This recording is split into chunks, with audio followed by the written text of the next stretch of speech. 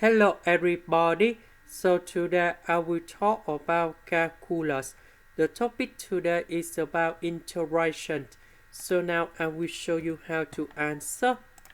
We need to use about integration by substitution. So I will put about u equals to this one.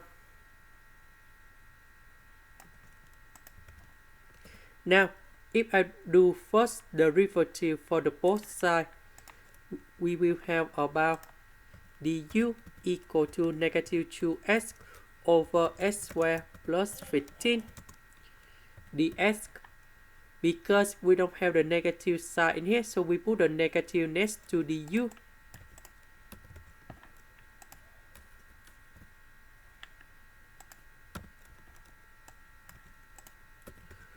So this one we change by u. 2s over s squared plus 15 dx we change by negative du.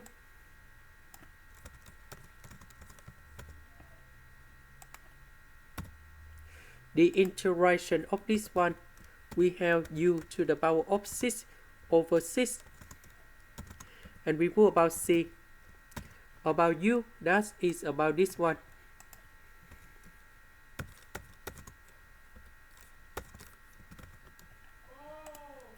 This is the end. Thank you for watching.